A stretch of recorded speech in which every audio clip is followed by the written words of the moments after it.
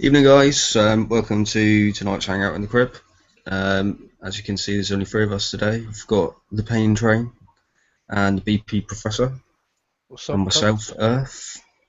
So we're just going to get pretty much straight into it. I think we're all had enough of the raid, um, and the massive amounts of points that we've been getting. But there we go. So I'm just I'm just glad I can see my base again on the map. this is true. It's been quite good for launching fleets because nobody's been able to snipe them because mine have just been going out straight out underneath targets and nobody can see them. So it's been quite good for me. But yeah. Right. So I think we'll just get straight into it and go with Larry. Yep. Um, we're going to try and spend most of our time talking about some builds with the descent prizes. But first, we'll talk about kick size schedule. They haven't done a release with updates yet. They're going to do that tomorrow at midday on the East Coast US, 5 p.m. UK. Battles will be down. With that update, Kicksize said the Retrofit Pack 17 is going to be released. So we've got R10 on a few hulls. We'll show those in a few minutes. And then the Forsaken mission is also going to start tomorrow, just a little bit after the update. So there's all that coming. So we'll talk about the Retrofit Pack. I threw up the new R6 through R10. Well, actually, I threw up the whole set of retrofits for each hull, and then typed in the uranium costs so you can see those. I highlighted pretty much R10 and sometimes R9. I mean, if you look at the new cruiser, right, it's got 3 defensive boosts for R6, 7, and 8, a pretty mild weight boost, and then actually a really nice radioactive reload boost. And then the original Dread, again, gets a turn speed, a little more defense, but then at R10 it gets that magic 40% range boost, which works really nice with those ballistic range 50 weapons. It gets a really nice ballistic damage boost too, and then a speed bump at R9. So I guess we can start with these two. What do you guys think? I'm liking the Dread. Earth? I think it looks awesome. I think that the new stats are good. I'm quite glad because I had an incline that it was going to go up to ballistic range plus 40, so I've already started refitting them with arbalists ready for that. Instead of building Crusaders, because I've got 21 just sat around doing nothing, as I won the Dread originally, so I've had them around for ages, not really doing much. So I thought, yeah, happy days, now's the time. So I've started to refit them already, and they're going to be awesome. Yep. New cruiser looks awesome as well. I don't think it's going to bring it back to top end hitting, but it's definitely going to give it a good boost. Yeah, I've got U launchers on my new cruisers that I built way back, and I mean, I don't see this making me, well, I don't see myself really putting R10 of those as a priority. I don't know. No, I mean they're going to be useful for mid-range players. It's going to be a hell of a help to them with the extra defences and the extra reload on there. But it's not something that I'm going to probably prioritise myself. I think Yep. where my priorities going to be lying. Yep. But you, Rob, anything? I'm disappointed with the Dread in some way. I think it has got some great buffs for ballistics, but that radiation defense is lacking. There's nothing with radiation defense, which you can fix with the Highlander, but I think it should have had some radiation defense built in to keep up with modern gameplay. And I think the combat speed would have been nice to be increased a little bit more than just one unit. I know when you put the nuclear accelerators on, it's going to give it a nice bonus, so that will help. But it would have been nice to see it a bit faster, as it's mainly, a ballistic ship. So you'd like to get some speed and use it in the open water fleet v fleet environment as well. Yeah. I think the new cruisers actually, uh, I think it's moderate. That is how I would describe it. It's not a massive bonus, but then again, they wouldn't want to make it too much better than the Greta or the Highlander. Like they need to keep it in line with that, which is why I don't think they've got any speed or turn speed bonuses. Yeah. But the max weight allows you to be more creative with S launchers and heavier armors like D5E and the ballistics, missile and radiation, all the defenses. It actually makes it just a little bit better than the V2C when you retrofit them to R10, which probably means that the V2C will overtake the nuke cruiser at R10. So something to bear in mind in the long term. Yeah, I mean, an extra 10% defense is actually, I mean, when you see the stat go up by 10% like that, it's a little better than 10%. Because like if you look at radioactive, going from 40 to 50 means you go from letting 60% of the damage through to 50% of the damage through. So it's kind of like a 17% buff in how much actually damage you let through. But I was hoping for some built-in supercharge on the nuke cruiser, something a little more creative. But I think rank will help though. And with the radiation reload, that's a massive bonus to reload. When you factor that in with rank, and if you use a Highlander as well, that's even better. Personally though, I've never seen anyone use it, but a Frosty mixed with nuke cruisers is a great idea. Yeah, we'll talk about that when we get to the builds. Yeah, I'll keep shush. That's cool. All right, and then the next two retrofits, we got the the Guardian and the Vindicator, and both of those, again, nice buffs, but maybe not earth-shattering. The Guardian gets a really high reload at R10, and that 50% splash is big, especially if you add high explosive shells on it or some other special that gives you another 30 or 50% splash. So that's really nice. And then the Vindicator gets a 20% accuracy buff at R9, and it gets a 30% range buff at R10, which isn't quite the awesome 40%, but it's better than a lot of holes out there. So that's something. The thing I really like about a 40% accuracy buff is when you make a countermeasure ship and you have that 40% accuracy buff, you can actually get your phalanx accuracy above 100%, and that's pretty cool. When you just stop every missile in a Drac stronghold target, that's really fun to do. So I like having that 40% accuracy buff. I do it on battle cruisers now. How about you guys? What do you think? Yeah, I think it's not earth-shattering, like you said, but it's definitely good. I like the extra radioactive bonus on the Guardian. Obviously, you get for mid-levels again, getting hit with Gretas and nuke cruisers. That's going to help you out quite a lot. The mortar reload's good. So that's awesome. And the Vindicator now looks like a Crusader, so that's cool. Yeah. Well, a little lighter, it's still pretty fast, isn't it? Yeah. The actual graphic though itself looks a bit Crusader-ish. Oh. Yeah. Okay. Yeah, I mean. Anything else about these?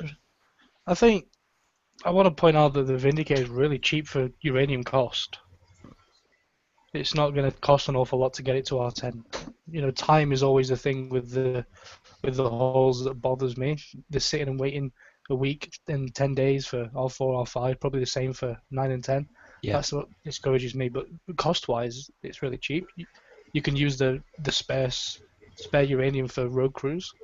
I think it's going to make it a hell of a better ship, that Vindicator, especially for mid-levels. Yeah, definitely. Yeah. Sorry. It was always tough for me to recommend build Vindicators because it's like a 5-day haul or 4.5-day haul, and it just didn't seem as good as a lot of the other ones. But at a 30% range, that's pretty good. Would you say it's better than the SCX though? No. But the SCX is easy to get. I think what I would probably say is, the SCX was it about the same price in the raid as well? I think it was 2.5 mil, but you get it for free in the in the campaigns. I've had a few people asking if they should get Strike Cruiser from the raid, but no, it's free in the campaign. There's a tier 1 price pack. Yeah, But it all depends on uranium. Uranium-wise, the Vindicator is a lot more affordable compared to the Strike Cruiser X.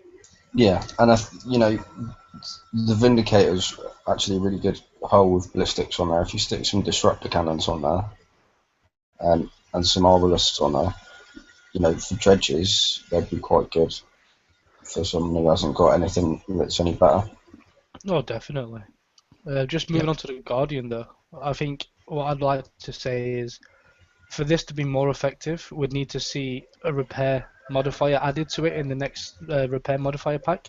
It's already at 50% with the reduction they did a while ago.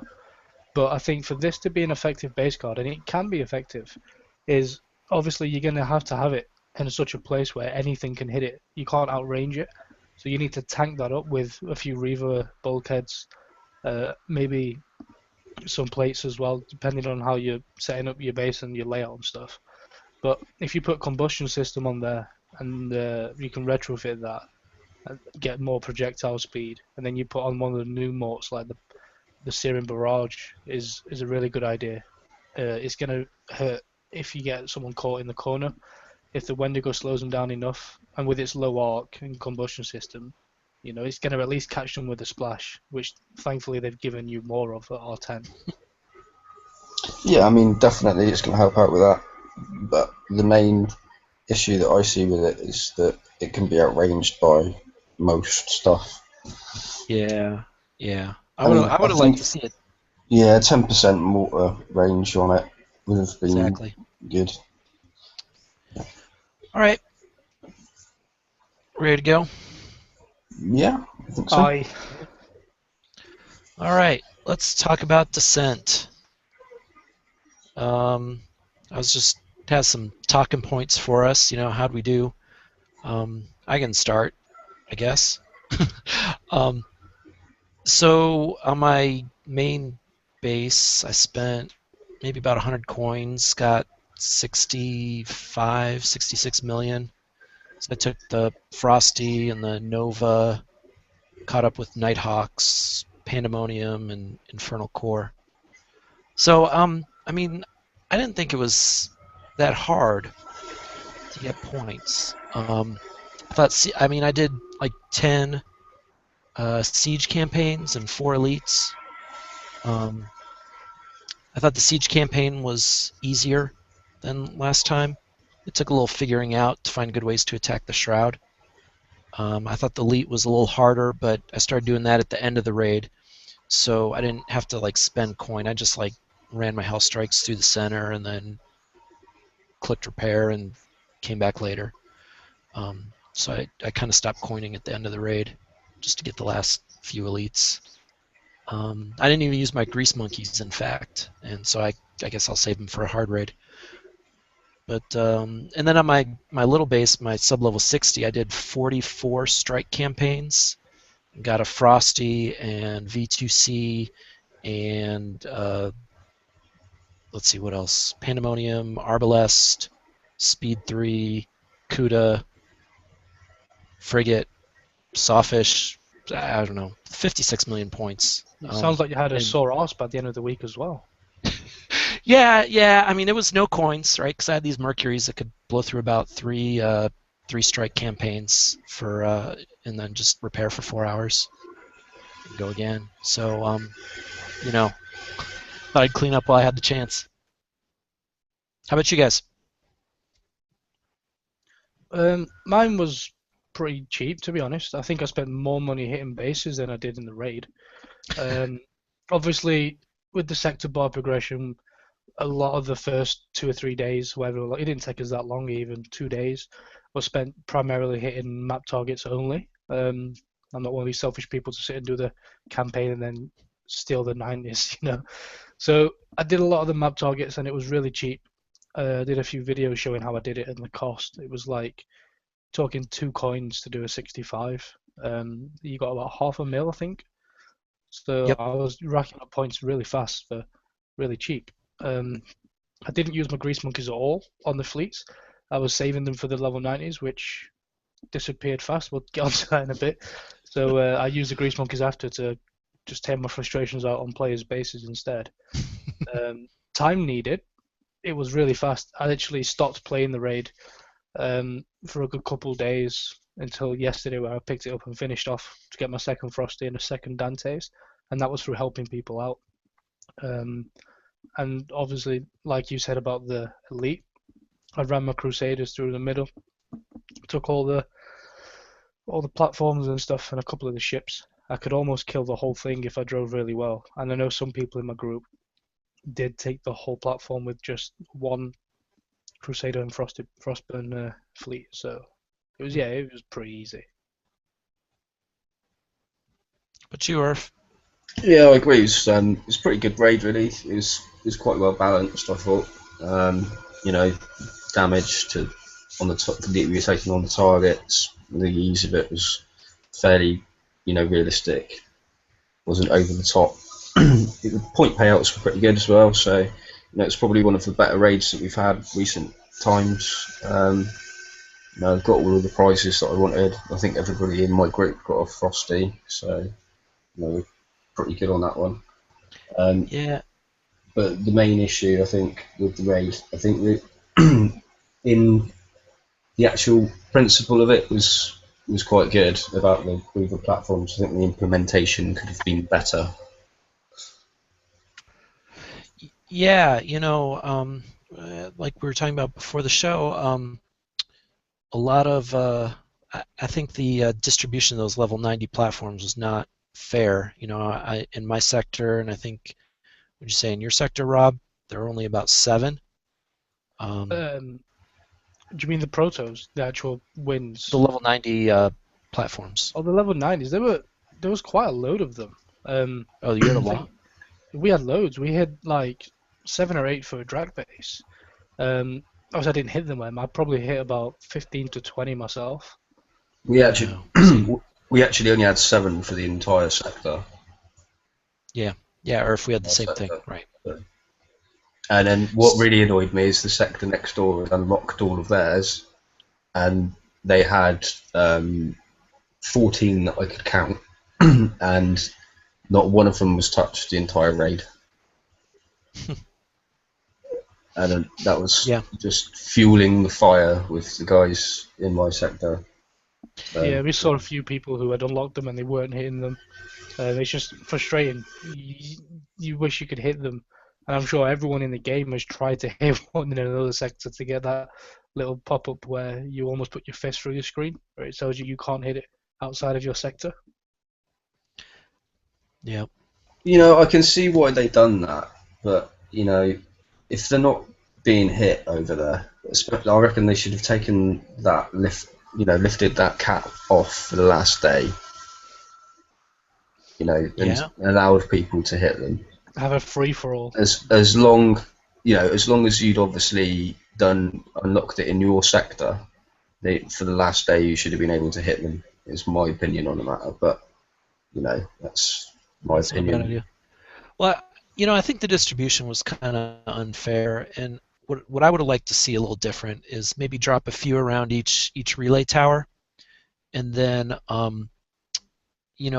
treat them like drag bases. So you hit them and they bubble up, and then 12 hours or 24 hours later they unbubble, so that that it would reward sectors that unlocked them earlier, right? Because they'd have more chances because they'd unbubble, each day or something. Because like I think a lot of people observed, it was pretty uneven in how they were distributed between sectors.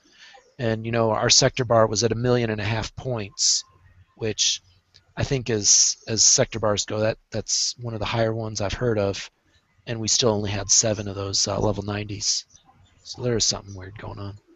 Yeah, I mean ours was a bit lower than that. I think it was based on sector population, wasn't it? But we still only had 7. We only had 7 in ours, and I was looking around in other sectors, and other sectors have got getting on to 20, and it's kind of stupid the way that they've done it, really. And then when you're trying to explain that to support as well, saying we've only got 7 in our sector, and other sectors that we're looking at have got 15, 20, and they were like, yeah, well, they don't respawn. Well, yeah, we know that they don't respawn, and then they didn't reset either. So there was people that were going in there that hadn't hit any of the sector targets, and all they were doing was just throwing fleet after fleet after fleet at them. Because they didn't reset, the people who had actually worked to do it couldn't even have a chance at going and one hitting them because the actual damage didn't reset in them. And then you try to explain that to support as well, and they were like, well, yeah, they don't respawn. So it's just hard. Yeah. I think it might be a good idea to throw out my idea, what I was telling you both before the show went live. Sure. See what people in the chat think about it, and hopefully if anyone from Kickside watches this, it's a suggestion to take on board. You remember when the Krakens came out? The Krakens were few and far between, and it was a random spawn. You don't know where they were going to pop up.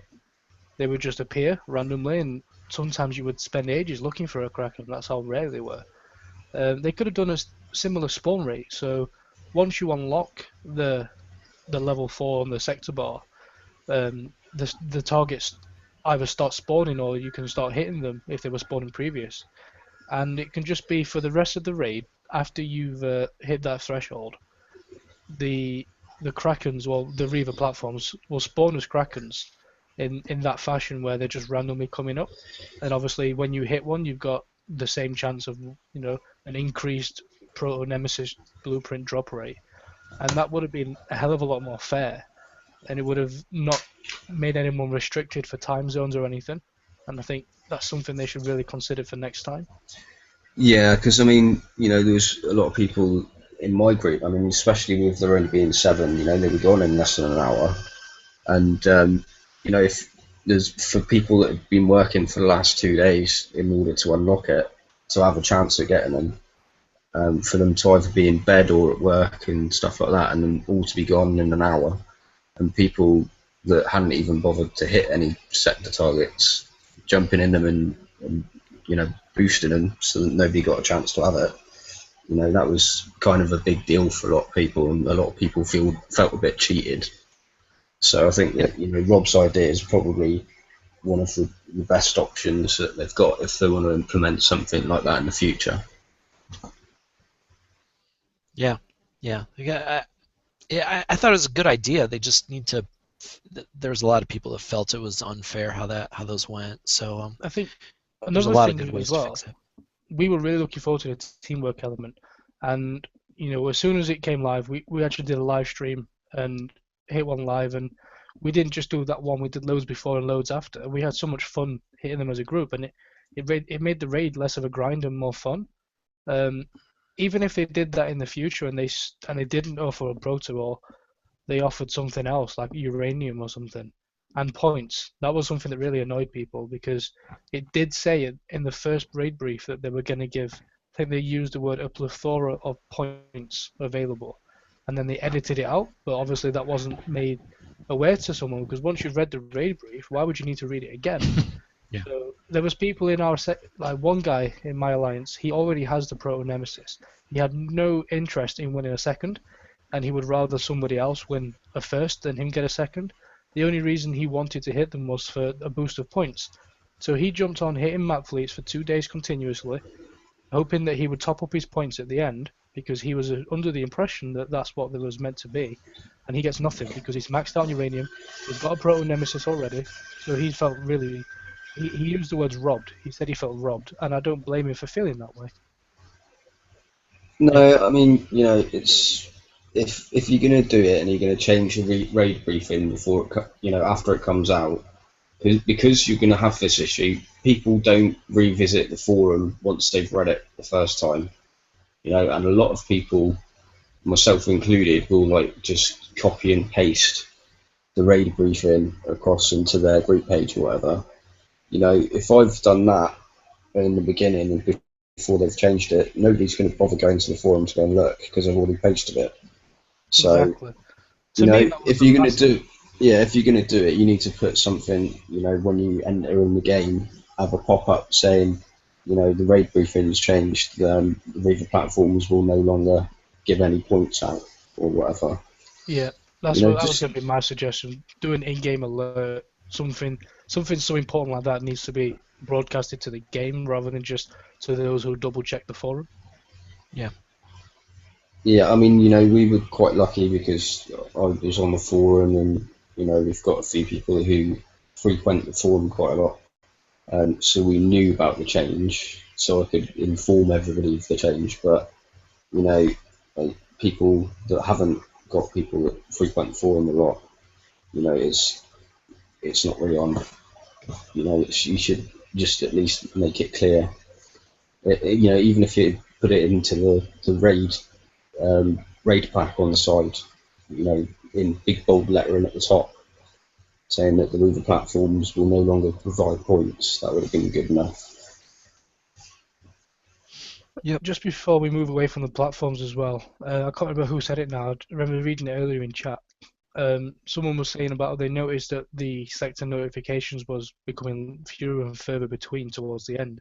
I would say to that person that's probably quite normal and expected because of those sectors where they've opened up, they would already hit them all, and they've either got them or they haven't, and there's none left to hit. So they won't be getting any more pop-ups. And for sectors where they haven't unlocked them, towards the end of the raid, like the last day or so of the raid, they're probably at a point now where they've either hit them or they ain't going to unlock them in time. Yep. All right. We talked about the new prizes last week. Do we have any new opinions? I mean, we weren't super impressed, I think, was the general consensus. I mean, I've seen the Pandemonium Mort in action. The splash on it is insane. Absolutely insane. Especially like on a hull with a splash bonus on it, and then add into the equation high explosive shells or incendiary shells into it. That splash range is ridiculous. Absolutely ridiculous. I can play a hit while you're talking about it if you like. Someone with a Nova Storm and Dante is hitting with Pandemonium Morts. Yeah, I mean, I've seen a hit on one of my guys, Ewok Space, in which someone had a skull-ranked Hellhound fleet with Pandemonium Morts on it, and there was like a hit. He was hitting a ship right at the front of his channel, and he had Mastodons right at the back of his channel, sort of like 2 to 3 land tiles away from it, and splash from him killing the one ship at the front killed the Mastodons at the back just with the splash. Well, this hit that I'm playing here, I don't know can you see the hit?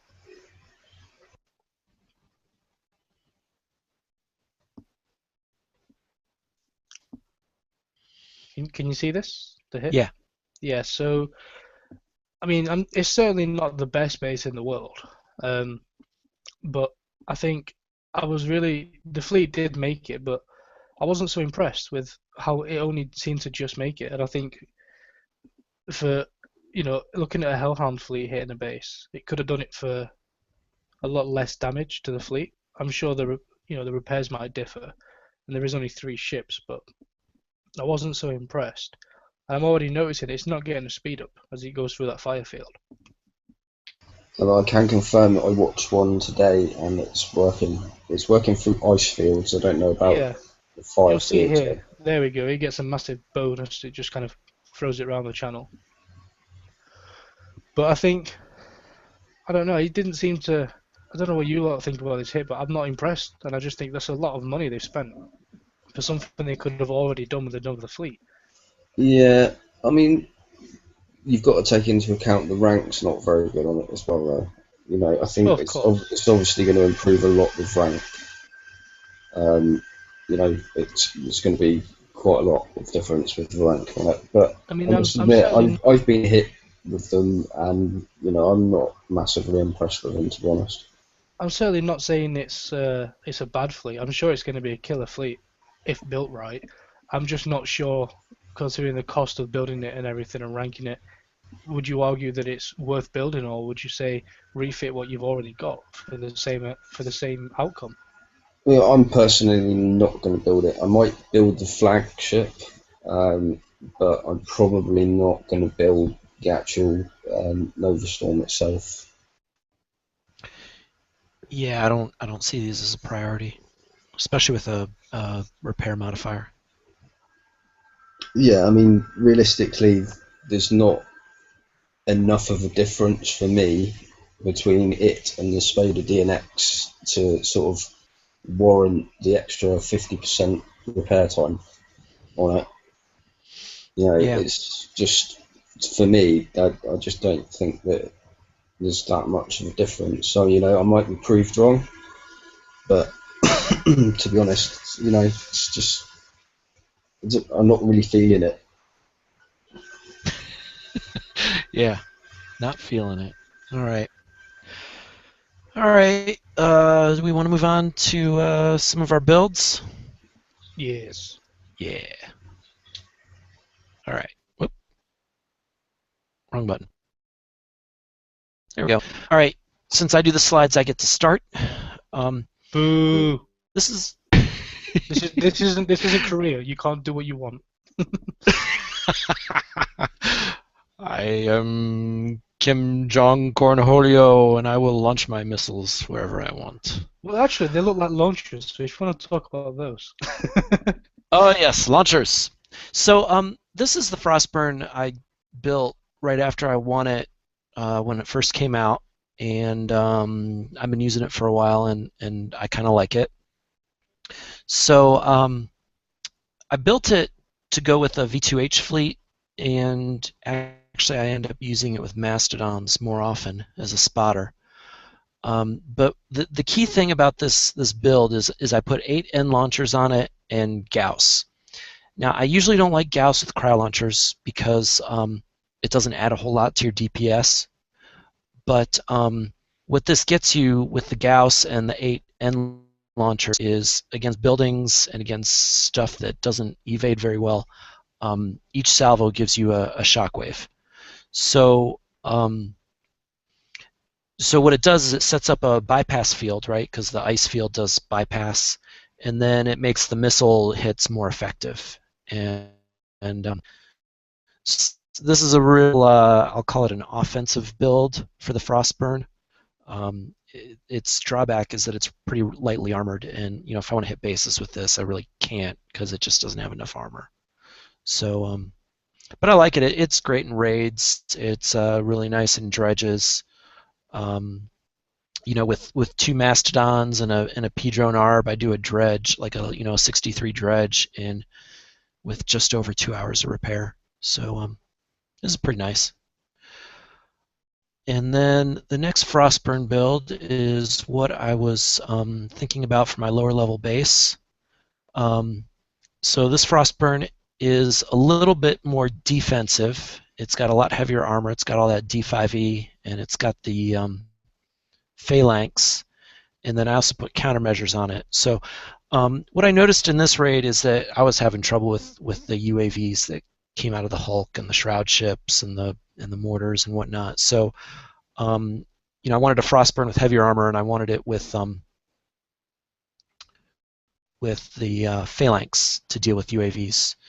So this is what I came up with, and then I have this as part of a fleet with 4 V2Cs, and I'm going to show it in Huggies.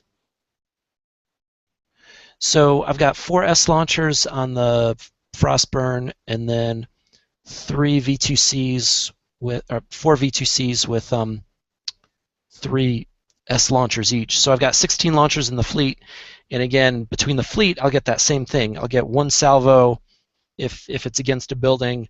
1 salvo is going to be a boom. So that's this V2C build that I was thinking about. Rob saw this, and he had a really cool idea, which what he does is he took this build and he put it on a nuke cruiser and took off the countermeasures. I think you had to tweak it a little more. You put code on. I think I took off the phalanx and put on a magma thrower, the one that increases the speed. Yeah, that's right. That's right. And You put on, I did also put reflective coating instead of guidance scrambler. yeah, that base that I have doesn't have a coat. So, yeah, and then you took the Frostburn and you swapped the D5X for heavy plating, and so the speed actually of the Frostburn ended up pretty close to the Nuke Cruisers, and so I thought that was a pretty cool build as well. It's worth pointing out, like I said earlier, though, that Nuke Cruiser build that I gave you, obviously considering R10, the stats would be a little bit more improved defensive-wise to the V2C, but it's a long-term thing. So once that hits R10 as well, it's going to be marginally better than the Nuke Cruiser. So if you're thinking about long-term gameplay, this is probably a better build than the Nuke Cruiser, especially if you've already got it. Agreed. Yeah. Yeah. I mean, the speed of the interceptors, you gotta like the speed. All right, let's go back. I think that's about enough for this. All right, so Payne, why don't you talk about this Frostburn build? Which Rob? one is it? I don't see it up on your screen. Oh, there we go. Oh, it's. I see it now. So Sorry. Okay. So yeah, this is a kind of multi-purpose Frostburn. If you've only got one, this is something that I would suggest personally to build like. I've put the 2 D5E and the 2 bulkhead. You can see it's got plenty of evade at over 70%. My evade is R10. I think I'm about 76% evade. That's with R4 reflective coating as well on my account. But obviously, personal retrofits will change, and over time they'll all be increased. But there's loads of. Yeah, sorry guys. Yeah, I meant to put all these back to R0 so you can see the base, but I guess I didn't. But I mean, it doesn't change an awful lot, and you're still looking at the 70% mark without any retrofits. It's got decent speed at 24, so and you're considering using it with any. I use my Crusaders at the moment. The speed is matched with my Crusaders. I also use it with Mastodons, and I know a lot of people have Mastodons and are hoping to get a Frostburn as a spar. So hence why I've put the Cutlass missile and the solid fuel booster. It's got enough armor to last long enough in a moderate base. You can fit a second spotter in the fleet as well because it's not got weapons on, apart from the Cutlass. It frees up weight for the fleet. I think that's about it for this fleet, really. Just a good extinguisher of fire and ice for different kinds of fleets that you've already got.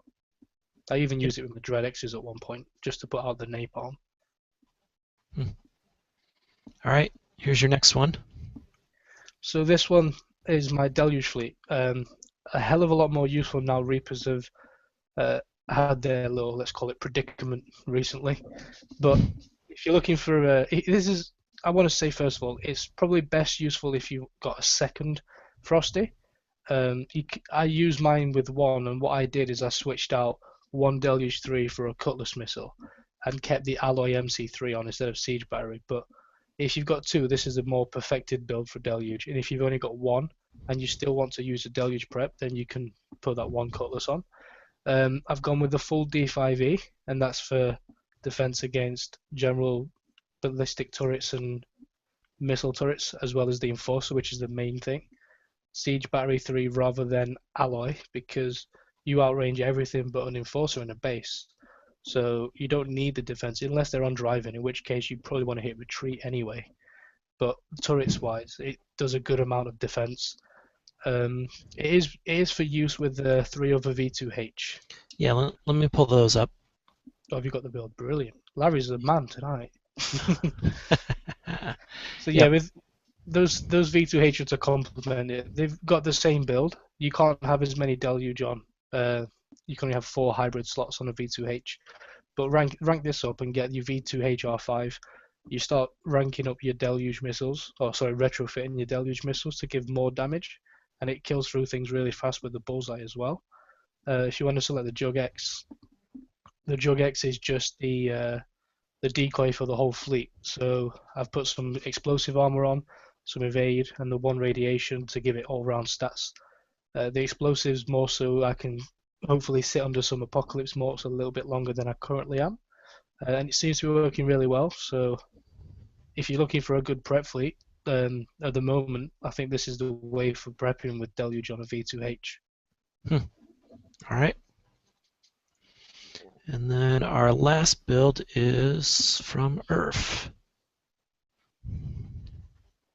Okay, so obviously I've got loads of old school dreads hanging around, and this is more of a build for sort of lower to mid range players, really, that have got dreads built for various things. You know, they're quite cheap in previous raids, so there's quite a lot of people that have got them. Basically, I've just got a standardized Frosty. I use this. This is like my first Frosty that I've got. I'm going to build a second one, which is slightly different, which I'm going to swap out the evade upgrade for siege targeting. Sorry, the siege battery, and stick a panel of Reaver bulkhead on it, just for a little bit more staying power. But pretty much a similar setup. You know, the stats on it are pretty good. It lasts a fair while against stuff. It's not got a massive amount of armor, but it does the job. We all know that the R10 Dreadnought has obviously got the 40% boost now to the range. So that's going to bring it up to the Magic 95 that Crusaders have got. You get a 90% reload and an extra 50% cannon damage at R10. So, you know, that's always going to help you out. So it's just basically a Crusader fleet, which is basically just on a Dreadnought, really. I think it's quite cool.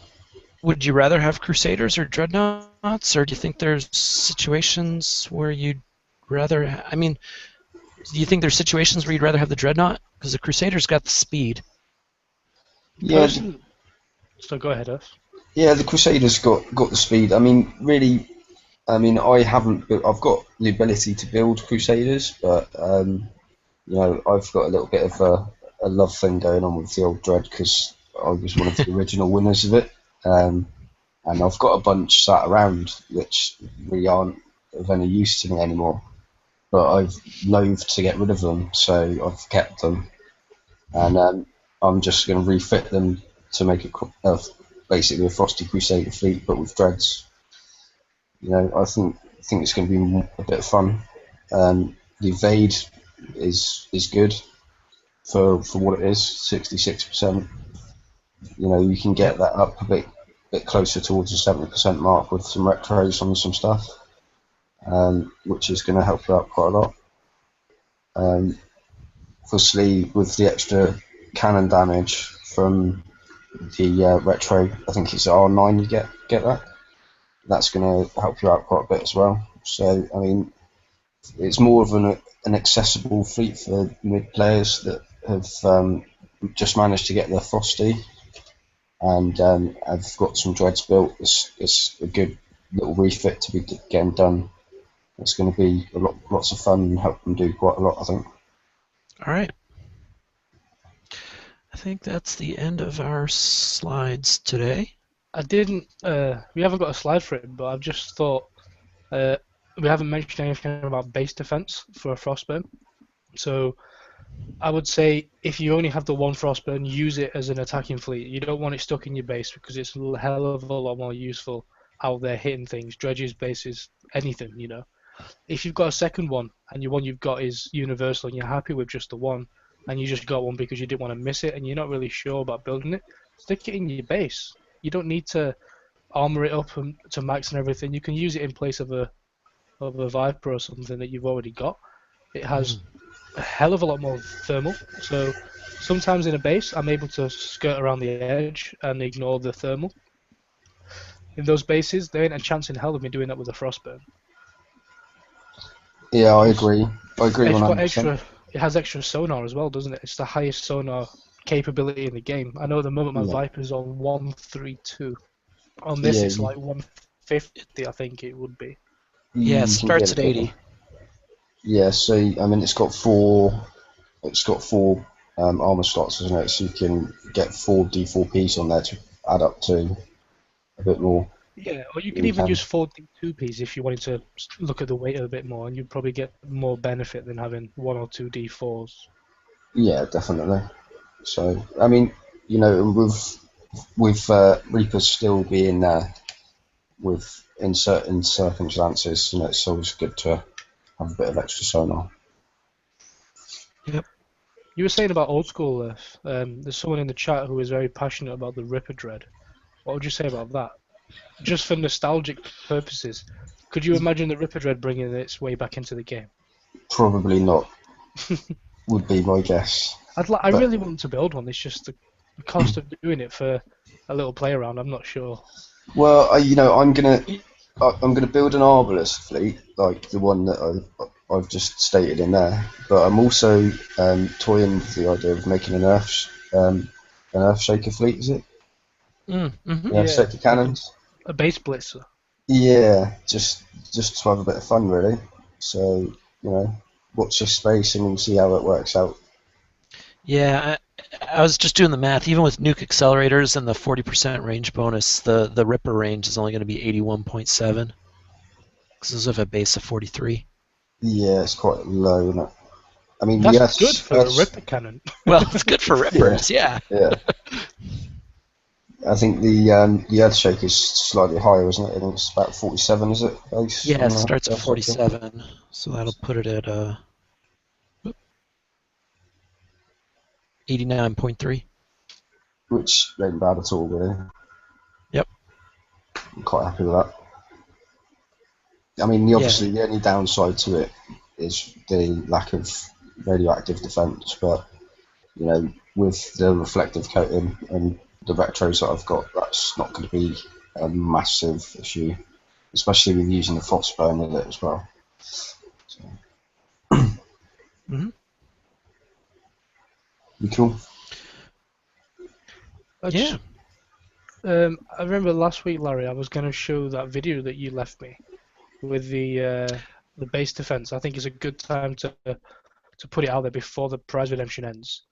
Yeah. So maybe I can get to it a little bit faster. Let's see. So I talk about this level 58 base I've got, and I won the APOC mortar, and decided to kind of base or run my base defense around that. So for level 58 that has one ship on guard, this base doesn't do too bad. So this video has 2 base hits. The first one's a success and the second one's a fail. But I thought I'd show both sides of the coin. So what I did in this base is it's got 5 APOC mortars, and then what I did is I took my frontline turrets and clustered them up. So I've got a cluster of 3 up front and another cluster of 3 in the back. So that makes them stop a little longer or move less than they would if the turrets were all lined up. So here's a hit from some Gretas. I must say, when I watched this video, I thought it was funny. They must have seen level 56 base, Greta's nuke cruisers. It's a walk in the park. It wasn't. Yep. Not so much. That Goliath has R10 and it's got 7 bypass 3s on it. And this guy made the classic mistake of pinching way too late. And he was already dead.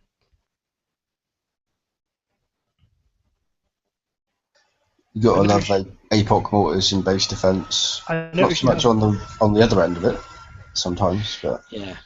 So this one's some legendary Kodiaks with all siege missiles. I don't know if this is one of those leftover siege B fleets. Do you mean strike bees? Sorry, strike bees.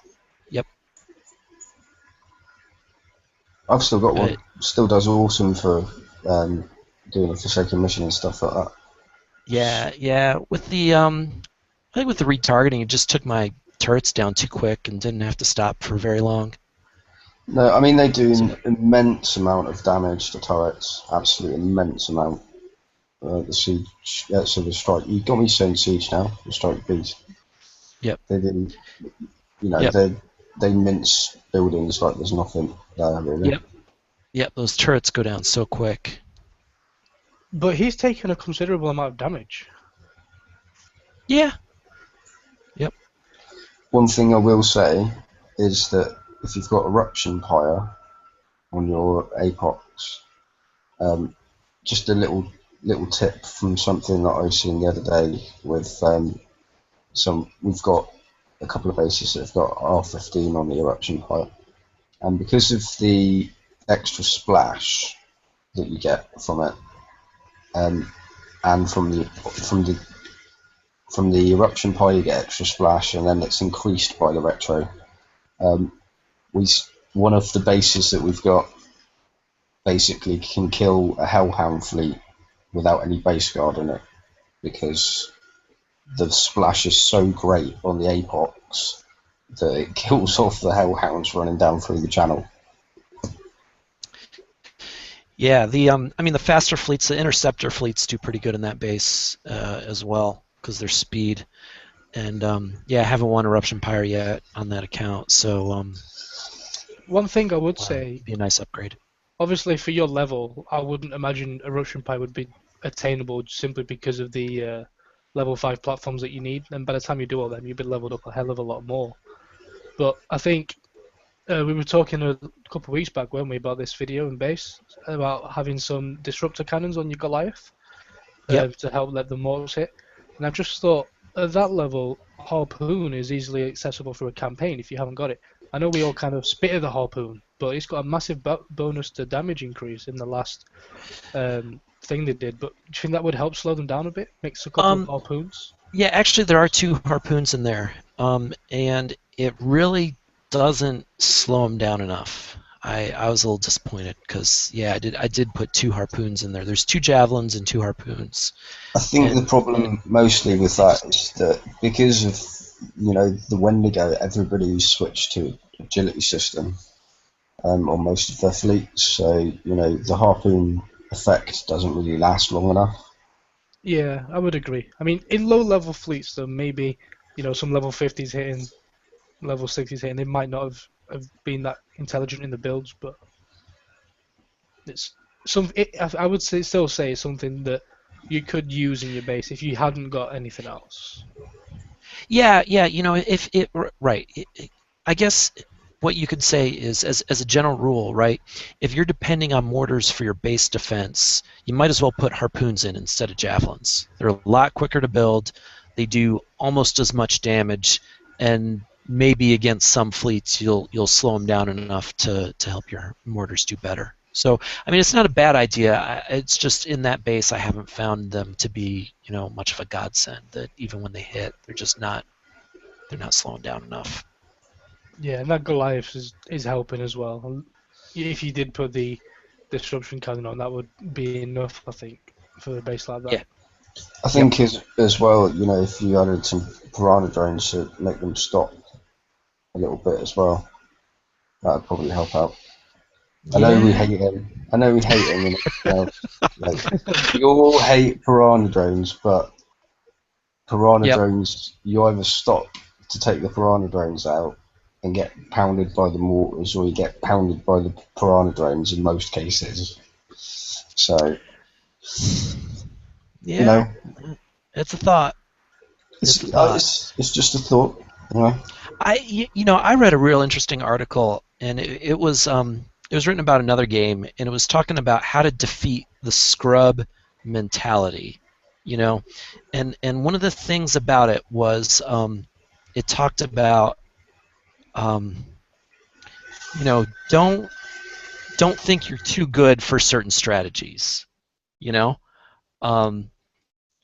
and P drones were the first thing that came to mind in that when that came up, right? I mean, you say, oh, P drones are for wimps or whatever, but I'll tell you what though, back when we had the Reapers, back in their original state, should we say, P-drones was a really good technique to stop people from reaping any guard out. Yeah. Really, really good, because they start surfaced, so those P-drones start coming out. Right. And the point is that if you rule out these certain strategies because you think, oh, I'm too good for that strategy, then you don't come up with ideas like that.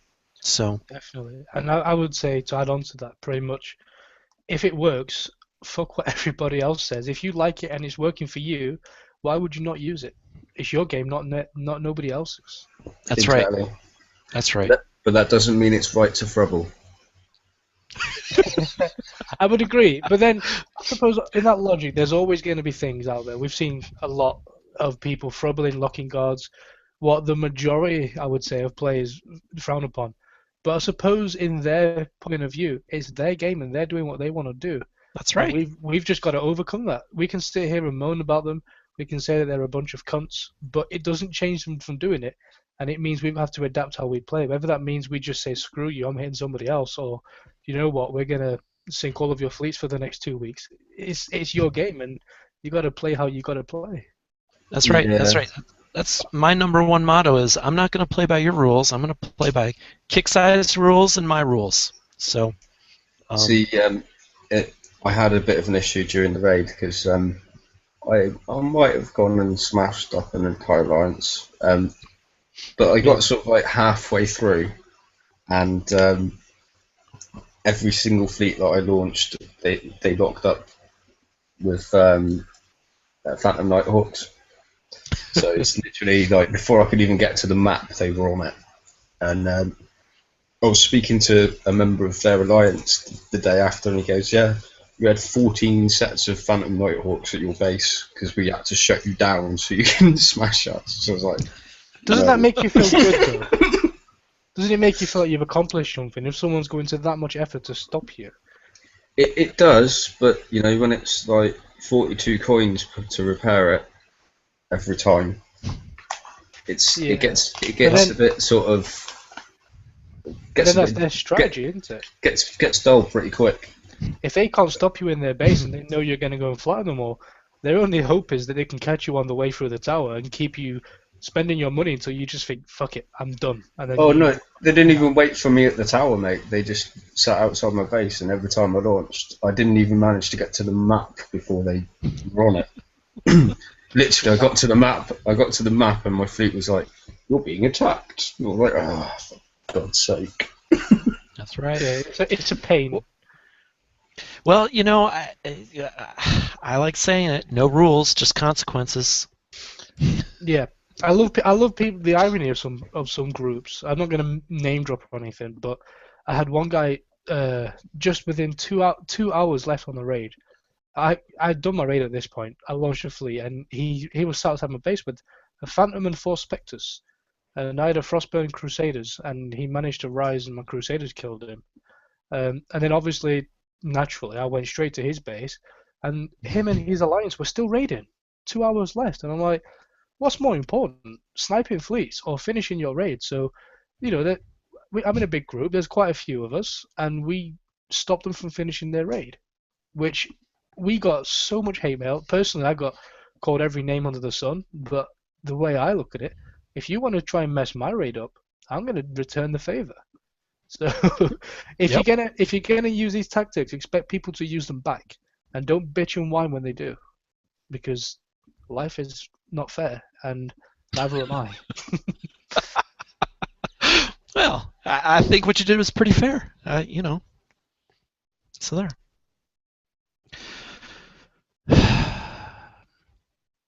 What do you think, guys? Call it a night? I think we're coming towards the end, aren't we? It's been about an hour. Yeah, pretty much. Has anybody got anything that they wish to say? Yes. Was that it, or are you going to carry on? I didn't actually have anything planned, but I've just messing around my base and opening my retro lab. I think I've said it before, and I'm going to say it again. Even though these new holes are coming out to R10, think about the bonuses that you're getting for the holes versus the bonuses of your components. Sometimes it's better to hold off for the retrofit level on a ship, and to finish off some components first because they can be used on a variety of fleets or even in base defense rather than rushing out and waiting 10 days for a ship. I would second that, and my advice would be Vade armor would be priority. Yes. Yeah. I mean, it's frustrating. I mean, I've just got my Nighthawk. It's where we are, 1 day, 4 hours, and I'll have my R5 Nighthawk. And I've wanted it for so long, but I prioritised my retros for other things. And just to put it into context, I did some basic maths, and I'm sure it's not as accurate as Larry's. Larry's got all these blogs, and he's perfect for stuff like this. But I was looking at the Javelin, just as an example. And theoretically, if you could get it up to R15, and if you could get the depleted uranium shells 3 to R15 as well, I think look at a basic damage on a javelin is what 1,620. I think with R15 javelin and R15 shells, That's right. you were touching 3,200, 3,400 around that mark in damage. That's not including the fire support. It's just kind of emphasizing how important the retros are, and make sure you calculate them. I worked out that it would be better for me to do my shells before my javelin. So think about your retrofits. Don't just blindly click retro, because you'll be wasting uranium if you don't think about it. Definitely. I think it might be an idea for us to do a show purely devoted to retros at some point, where we can sort of get people on and give people some advice about certainly like the progression that you want to go through. I'm gonna segue into Larry's blog, and I'm sure he knows exactly what I'm talking about with these.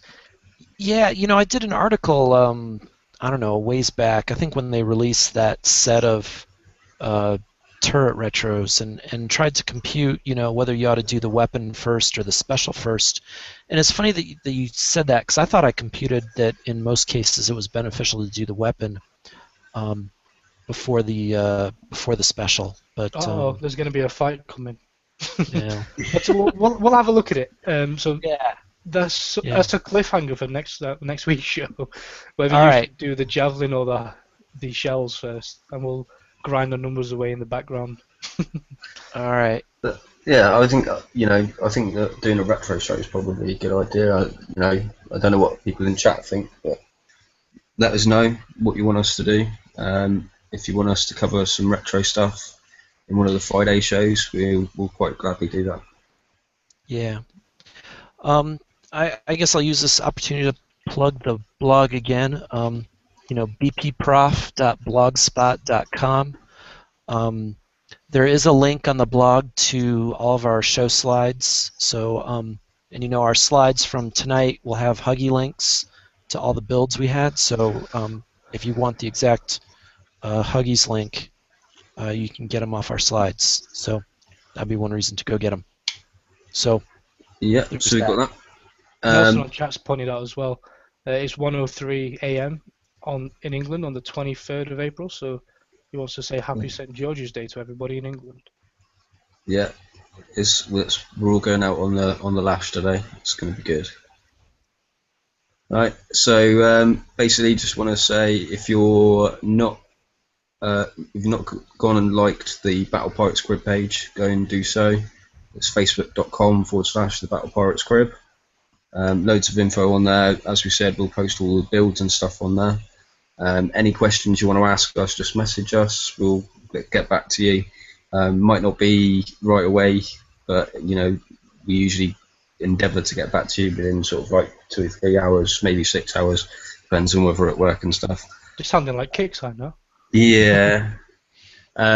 Also, if you want to talk crap to people, find some new Alliance members and pretty much have fun in a no-holds-barred group. Facebook.com/groups/the Alliance Group is our other page. I think it's important to point out that the pages are related in they're like a brother and sister, but a lot of people confuse the Alliance Crib with the Battle Pirates Crib. And they say that they can't find things. I've had people say, no, I haven't found it on the Alliance Crib. The Battle Pirates Crib is where you go for your information. The Alliance Crib is where you want to go to troll and slag people off, in the greatest of respect. Yeah. So don't forget they are two different pages. Yeah, definitely. You know, if you want any help, you might find it on the Alliance Crib. You know, I generally try and get in there and help as many people out as I can, but you might get trolled. So, Yeah, it kind of you know, It will it's get like trolled. it's meme central on the Alliance group. it's full of proper pirates. Let's put it that way. So yeah, It's full of memes. yeah. Usually me doing it as well. We had a goat night the other night where we just had a mem war with just literally goats. We need to talk about your obsession with goat surf. I know it's terrible, but you know nobody got time for that. So Oh. End the show immediately. there we go. All right, bad pun. Gotta end the show. Yes, I know, but you know, Apologise for it's Earth's behalf. it's one of the memes that I put up yesterday, so it's one of those. It did get 27 likes though, so yeah. But he didn't get one from me. You sound like a 13. You sound like a 13-year-old girl on Instagram looking at your likes. Yeah, You know, it's- you could say it's not a popularity contest, but memes kind of are a popularity contest. So Is that a There you have meme in itself? Are you gonna make that? yeah, it might be. Yeah, that could be Larry's one, couldn't it? We'll just get a picture of Larry from the show and we'll make one. Someone's already on that. I guarantee it. Yeah. Right. So anyway, guys, thank you very much for coming. We always appreciate your company. all right. Don't forget, like the Battle Pirates Crib. Go and visit the Prof's blog, and we'll see you all on Friday. Cheers, guys. See you, cunts. Cheers.